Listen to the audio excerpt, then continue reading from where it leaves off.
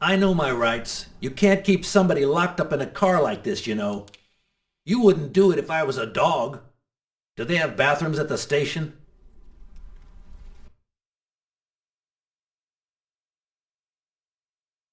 I have the right to make a phone call, Detective whatever your name is. That phone is an outside line. Hello, boss. It's Michael Clark. I'm still on the Armstrong kidnap, but there's a small problem. I got caught being someplace I shouldn't be. I'm at the police station. No, I'm not under arrest. Just questioning. Fire me. Why? The station's integrity? You're kidding me, right? If you think I've screwed up that badly, then fire me. Got that? Fire me. Yes, do it. That didn't go well. I think I got my point across. What happens now? Go ahead. Then we'll have a chat.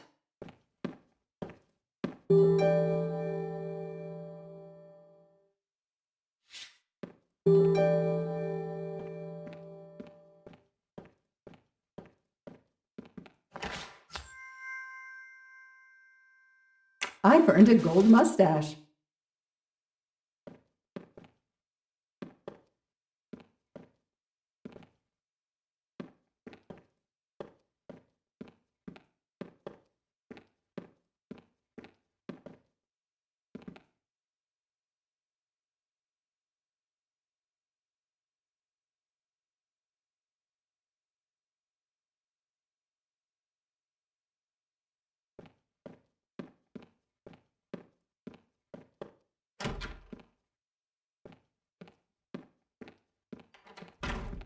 I'll add these to the file. Anything that will erase Clark's smile.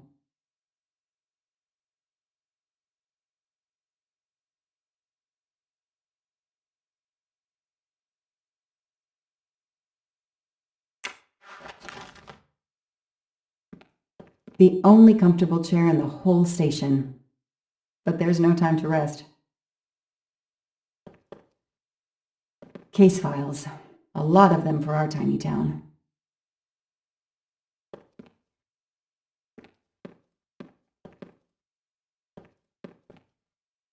An extra computer so I don't have to go all the way out to my desk. This is all a game to him, and he doesn't expect to lose.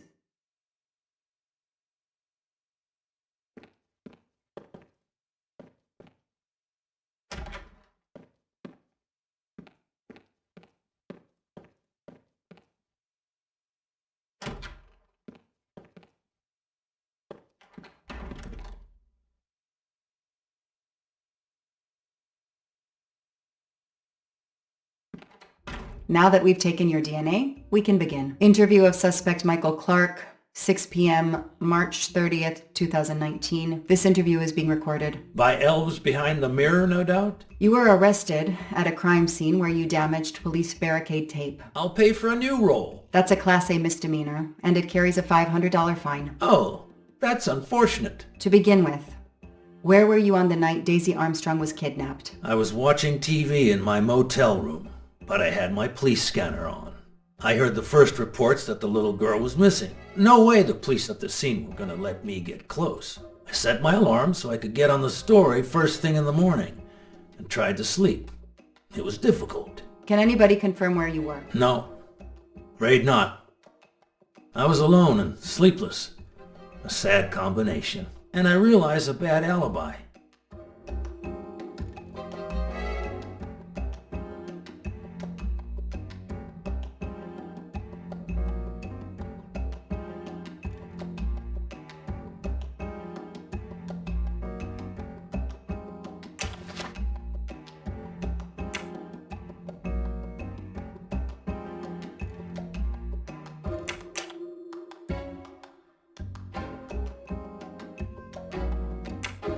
Let's move on to the gas cans and what we found in your pockets when you were brought in here today. That sounds exciting. In addition to the gasoline in the back of your pickup and another in the bunker, you had a lighter and gloves in your pockets. You were going to set fire to the bunker and every scrap of evidence inside. Where to begin? I'm sorry to disappoint you, but I wasn't planning to use these things to destroy the crime scene. I've been around crime scenes my entire career. I brought the gloves so as not to contaminate it with my fingerprints. The gas can in the back of my pickup, I use it to put gas in the truck. Gas stations are few and far between in your mountains. I didn't know there was a gas can in the bunker. If that's true, I did you a favor. My arrival obviously scared off somebody planning to burn everything. Do you also have an excuse for your lighter? The lighter?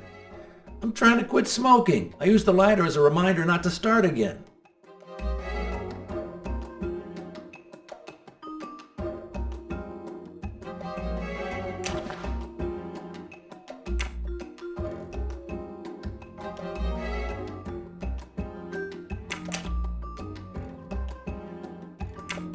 You say you're a journalist, a stringer for Channel 6 News in Boston. I sell my stuff to lots of media outlets.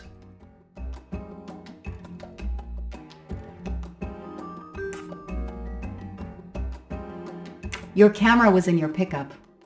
You didn't want to take pictures of the crime scene? I like to get the lay of the land. Once I see the story I want to tell, then I start documenting it. I don't know any journalist who works a case without their camera close at hand. He thinks he's invincible. I need to play his ego. That's the key. What are you doing in the Berkshires? And what is your connection to the Armstrong case? For the past few months, I've been working on a big case. Boston 6 News was looking forward to my next story. The Armstrongs have been on my list of potential targets for a long time. I changed gears when Daisy was kidnapped and started investigating the Armstrongs.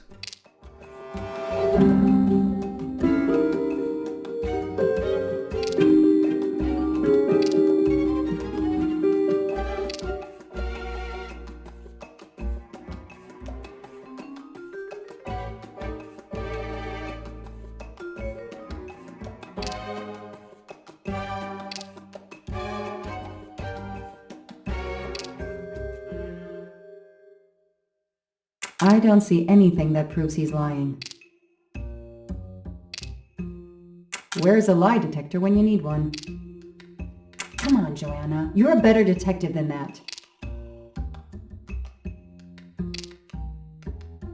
I need proof, not guesswork.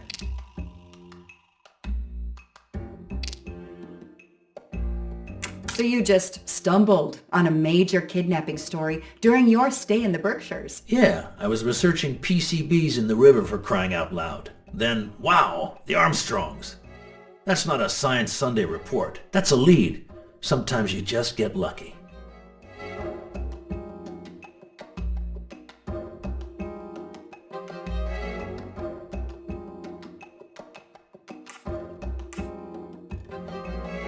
Your camera in the pickup. There were photos of Daisy from before she was kidnapped. The Armstrongs are a famous family like the Kennedys or Hollywood couples. Gossip sites love them. People want to see how they live. I started out just stealing candid shots. Paparazzi live on getting that one exclusive shot. Steamy, intimate, whatever. Then when the kidnapping happened, I realized I was here first. What an opportunity. And I jumped at it. You have an answer for everything. You're not very good at this, are you? How long have you been on the job? Long enough to put you away for life, if you killed that little girl.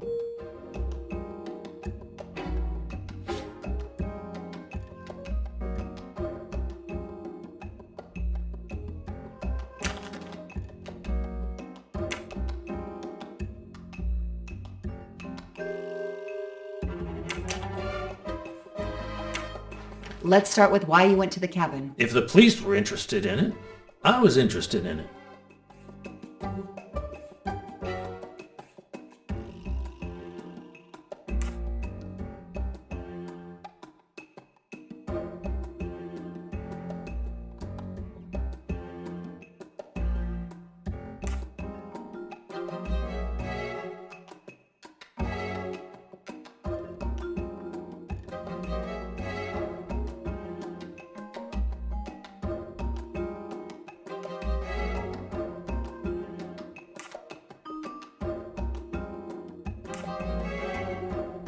How did you find the cabin? Police radio. I heard the forensic team getting directions. Then, when they finally left the scene late this morning, I jumped in my pickup and hurried on up the mountain. You tore the tape at the entrance to the property and stomped all over the house. This constitutes a serious violation of a crime scene, Mr. Clark. I'm aware of that. I'm sorry. I'll pay the fine. But I got carried away. It isn't often I get a crime scene all to myself. He's enjoying himself. I need to throw him off balance somehow. Surprise him into making an error. Explain to me again how you got to the crime scene. I listened in on the police radio frequency. Anybody can do it with a scanner. I headed for the crime scene in my trusty pickup, like I've done for years. After the forensic team left, I needed to see the crime scene for myself. I got to the bunker just before you arrived.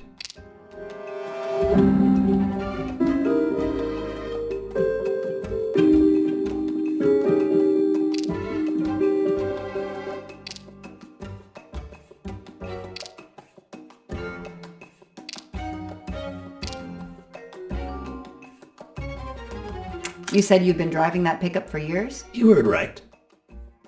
Thanks to it, I never miss a story.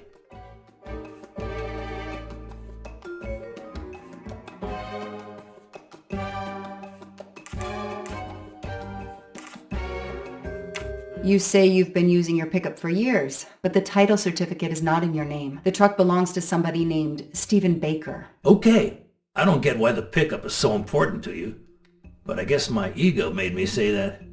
Yeah, the pickup was lent to me by a friend. I couldn't afford it even with a loan. I think you stole it, Mr. Clark. You needed a pickup like that for our mountain roads, so you stole that one. Try proving it. But while you run off on some wild goose chase, you can't hold me. I know that Clark is lying. I need to reconstruct the whole sequence of events in order to understand what happened.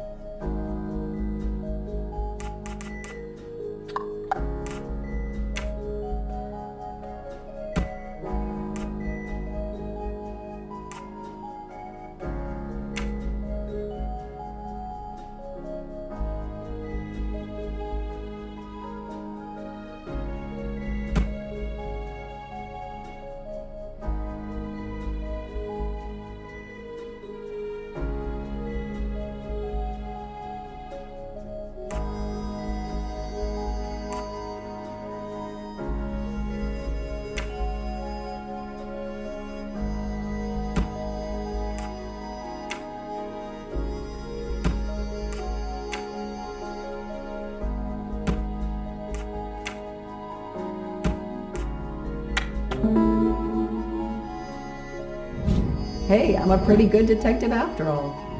I'll tell you what really happened. You waited until forensics left and arrived in your probably stolen pickup. You grabbed a can of gasoline from your truck. You then went into the cabin to check if Daisy had been found. You then went straight to the bunker to see if it had been discovered, planning to set it on fire and destroy all the evidence inside. Before you could start the fire, you heard me arrive. So you hastily left your gas can and closed the hatch. You didn't think I could open the bunker. If I hadn't found you, I expect you would have burned down the cabin too. I'm not going to make fun of you, detective, or how you handled my interrogation. You're obviously very new at this. I swear I'm telling the truth. I didn't know the bunker was there until the moment you showed up. I seem to have trumped your entire police force. When I get the DNA results from the bunker, we'll continue this conversation. You have no concrete evidence against me whatsoever. The lab results will be in soon. You won't get away with this. See that call? That's your arrest warrant and a one-way ticket to prison. I'll be right back.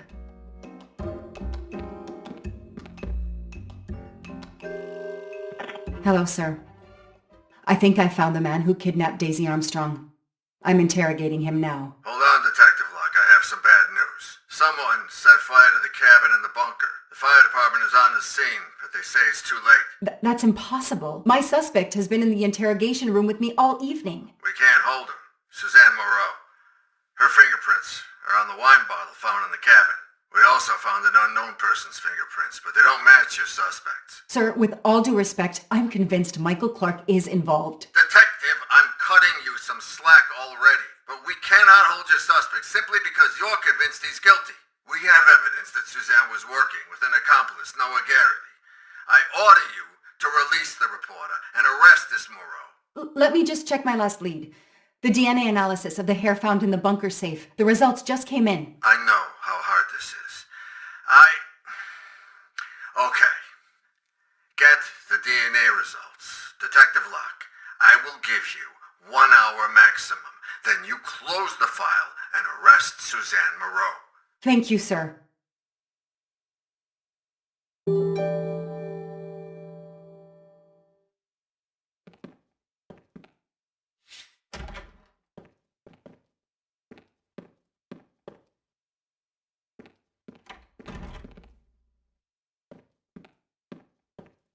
Who did you call earlier? An editor from the Boston 6 News. An editor you repeatedly said should fire you. That was your accomplice, wasn't it? You were telling him to start the fire. An accomplice?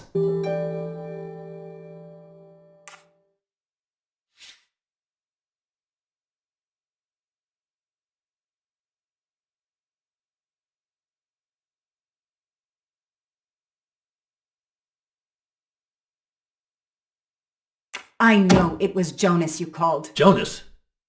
I don't know anyone called Jonas. Really, Detective, I'd like to leave now. Stay right where you are. I'm not done with you yet. Wow. Do I hear grounds for a lawsuit? Some poor innocent woman is being accused instead of you. You set her up, didn't you? You have to let me go, Detective. All I need is one more phone call to the lab. I know it's you, and I'm going to prove it.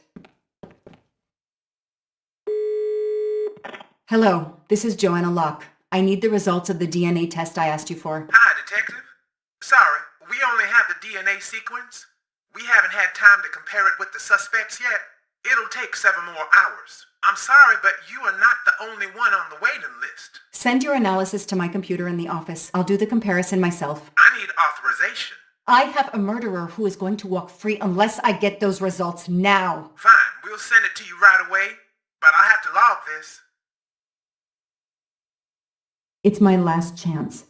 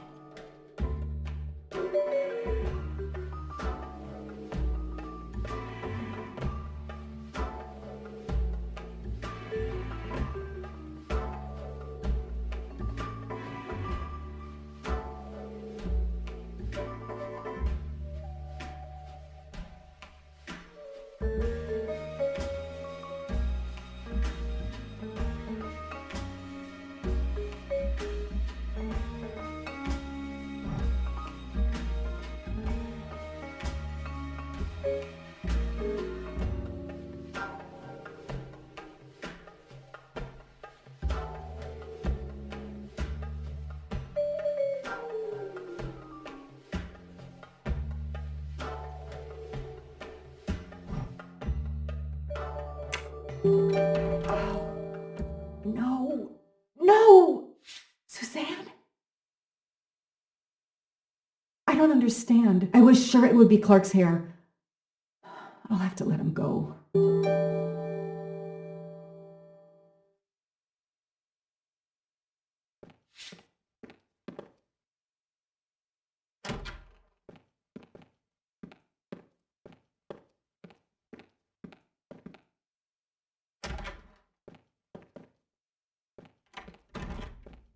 You can leave.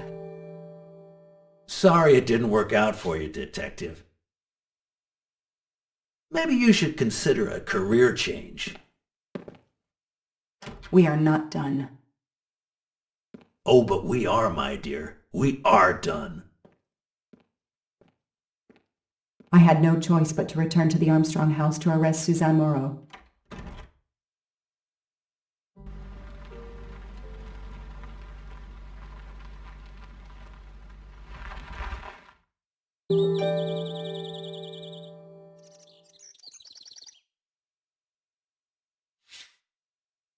The arrest warrant for Suzanne Moreau.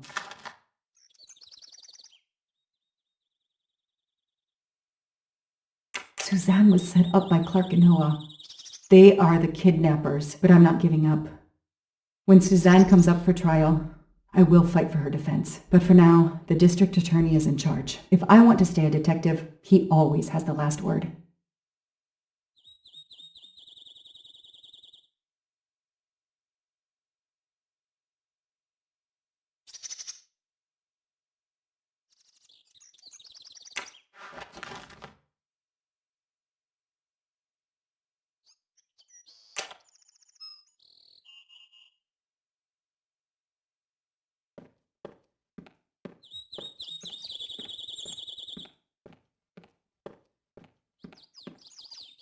The door is wide open.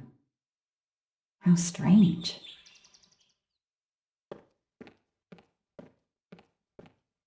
Hey, is anyone there? Miss Moreau? Miss Moreau? This is Detective Locke.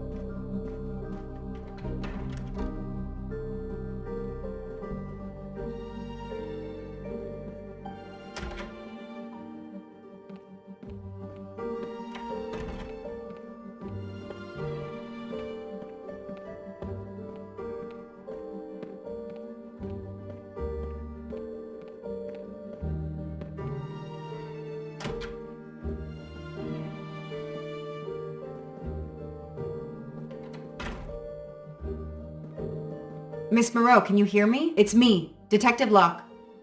You must get up now. Miss Moreau? Miss Moreau, can you hear me? Suzanne Moreau is dead. There are no traces of blows or injuries on her body. She doesn't seem to have defended herself from anyone.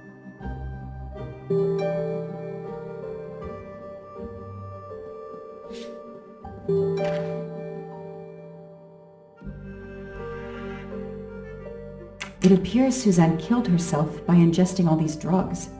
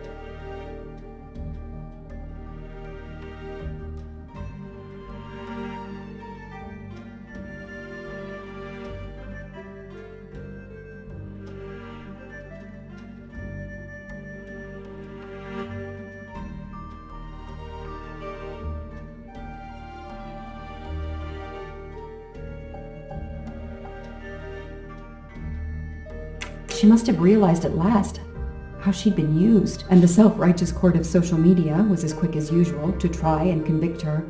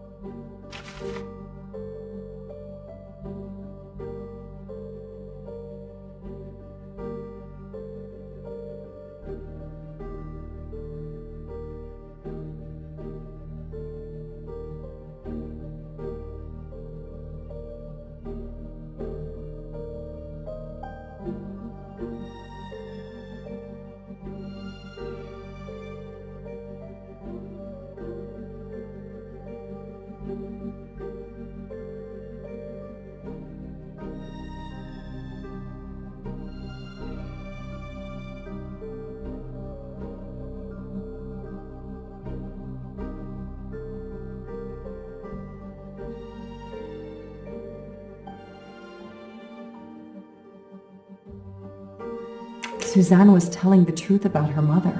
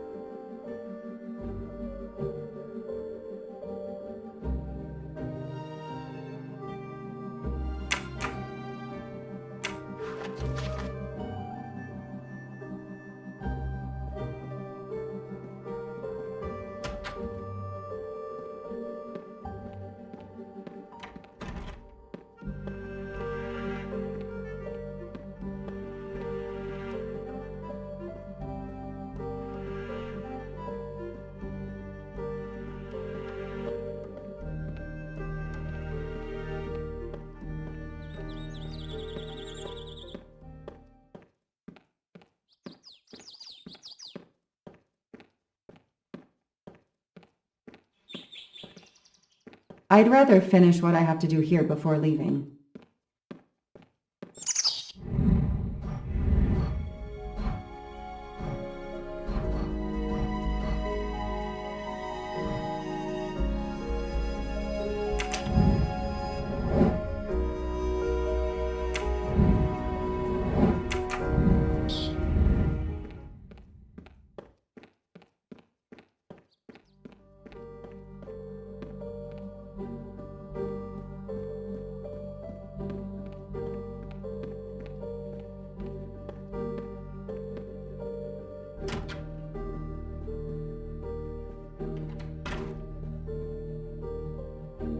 Suzanne's diary is missing.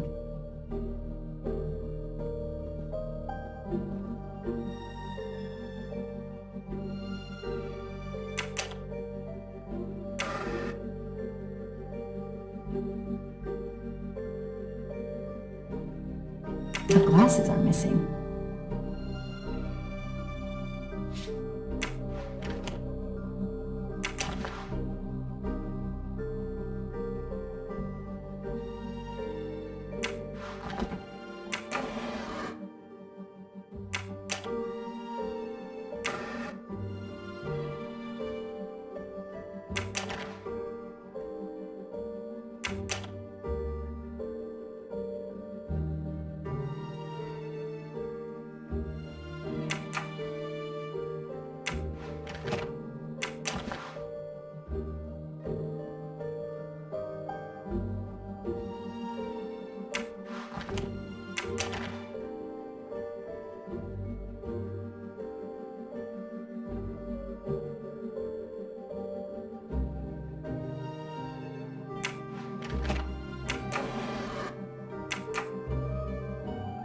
I called the district attorney to inform him.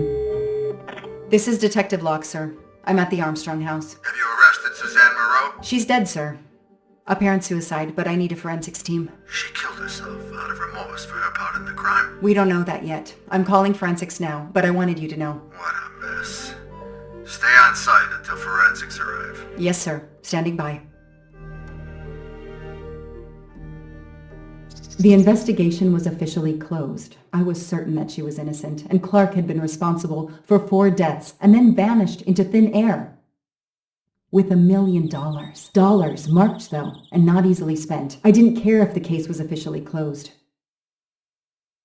I swore, Mr. Poirot, whatever it took, I would hunt him down.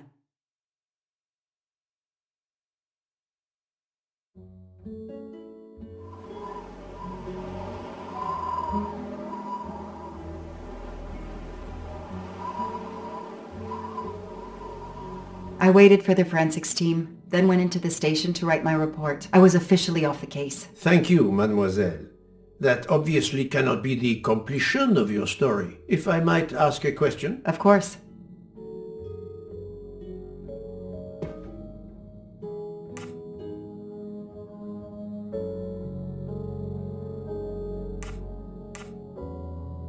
Michael Clark, the reporter. He was Ratchet? Absolutely. I was the only law enforcement official to question Clark. I knew this wasn't his first kidnapping. You looked for similar cases. What do you Americans call the MMOs? Means, motive, and opportunity. Yes, I looked for someone in plain sight. Someone on the edge of a kidnapping case. Someone in plain view, keeping track of the investigations.